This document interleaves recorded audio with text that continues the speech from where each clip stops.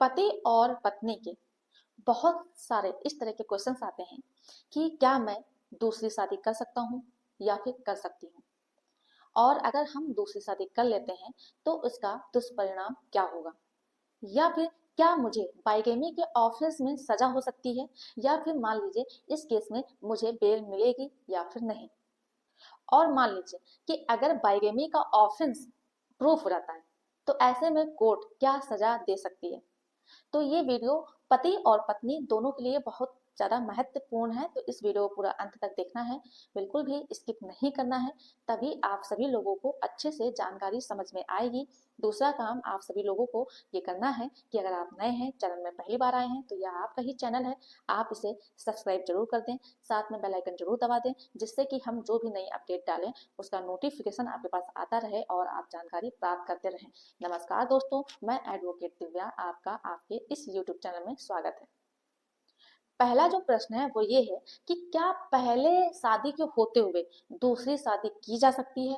अगर दूसरी शादी की जाती है तो ये जो अपराध दर्ज होता है ये दर्ज होता है धारा 494 के अंतर्गत, और इसमें 7 साल तक की सजा का प्रावधान भी है। और ये सजा तभी होती है जब बाइगेमी के ऑफेंस को प्रूव कर दिया जाता है। सिर्फ कह देने मात्र से ही सजा नहीं हो जाती है। लेकिन 494 के अंतर्गत कुछ चीजें ऐसी भी हैं कि अगर आपका स्पाउस या मान लीजिए आपका पति या पत्नी में से कोई भी दूसरी शादी कर लेता है तो उसका कुछ भी बिगाड़ नहीं सकते हैं। कुछ लोगों के प्रश्न इस तरह के भी रहते हैं कि मान लीजिए मेरा कोई स्पाउस है, वो अगर कोई फोटो कोर्ट में दाखिल करता है किसी व्यक्ति के साथ मेरी, तो क्या इस तरह से बाइगेमी का ऑफेंस प्रूफ हो जाता है, क्या मुझे सजा मिलेगी। तो आप लोग बता दें कि अगर आप किसी अन्य व्यक्ति के साथ या मान लीजिए पति है किसी अन्य महिला के साथ घूम रहा है और घूमते हुए अगर किसी ने तस्वीर ले ली है और उसे ले जा करके आपके स्पाउस ने कोर्ट में जमा कर दिया है, तो ऐसे में आपको बाइगेमी के ऑफेंस में दंडित नहीं किया जाएगा, क्योंकि इस तरह की छोटी मोटी फोटो दिखा करके बाइगेमी का ऑफेंस साबित नहीं होता है।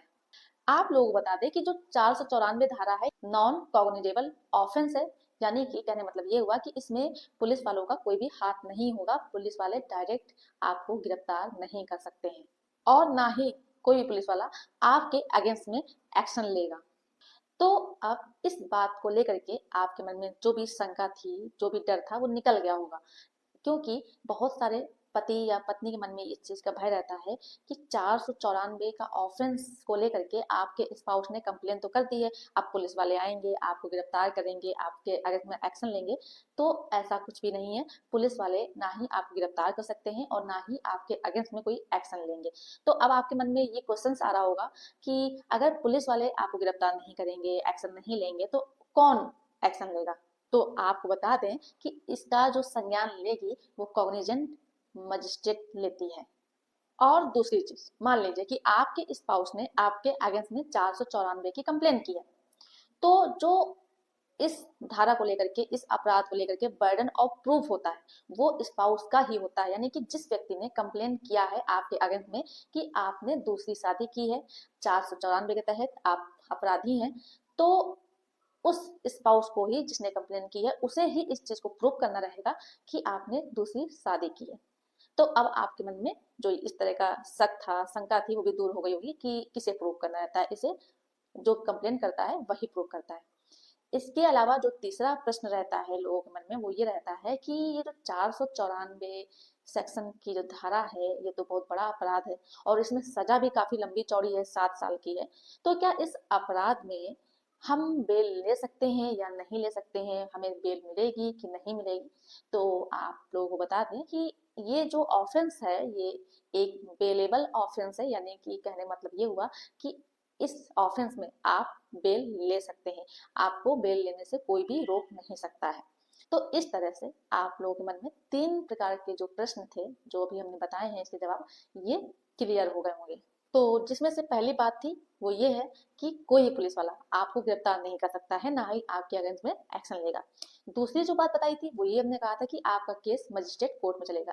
तीसरी चीज जो हमने आपको बताई वो ये बताई कि ये बेलेबल ऑफेंस है, इसमें आप आसानी से बेल ले सकते हैं। अब बात आती है बर्डन ऑफ प्रूफ की।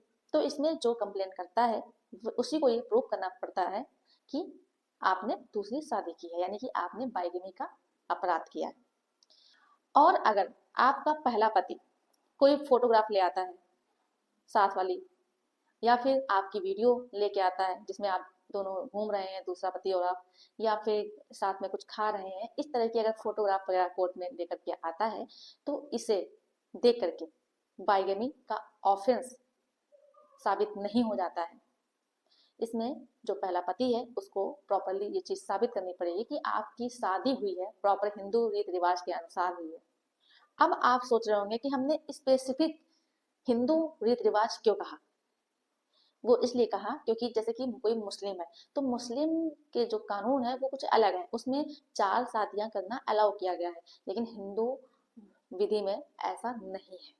कहने का मतलब ये हुआ, हिंदू रीति रिवाज के अंदर जो भी रिचुअल्स होते हैं, 7 फेरे हो गए, मांग भराई हो गया, उन सारी चीजों को प्रॉपरली वीडियो या फोटो कोर्ट में दिखानी होगी, और जो फोटो होगी वो ओरिजिनल फोटोग्राफ्स होनी चाहिए, और दूसरी बात, जिस कैमरे से वो फोटो ली गई है वो कैमरा भी कोर्ट में प्रोड्यूस करना होगा। इसके साथ साथ जिसने इस फोटो को खींची है उसका बयान होगा। दूसरे नंबर पे जो पंडित वहां पर रहा है जिसने दूसरी शादी कराई है उसका भी बयान होगा। इसके साथ साथ शादी में जो भी रिश्तेदार शामिल थे, जो व्यवहारी शामिल थे, उनमें से कुछ लोगों की भी गवाही होंगी। तो चाहे वो पति हो या पत्नी, दूसरी शादी को अगर साबित करना है तो इस आधार पर ही वो कोर्ट में दूसरी शादी को साबित कर सकते हैं। दूसरी चीज, अगर मान लीजिए कि आपने दूसरी शादी को साबित कर लिया है, तो उसके साथ साथ आपको ये भी साबित करना रहेगा, आपको दिखाना रहेगा कि आपका तलाक नहीं हुआ है अभी तक, तभी आप बाइगेमी के ऑफेंस में अपने पार्टनर को सजा दिला सकते हैं।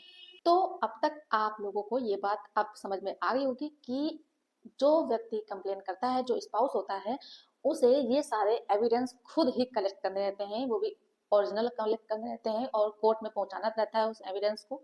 इसमें कोई भी हेल्प नहीं करता है, कोई भी सहायता नहीं करता है, वो चाहे पुलिस हो या कोई भी अन्य व्यक्ति।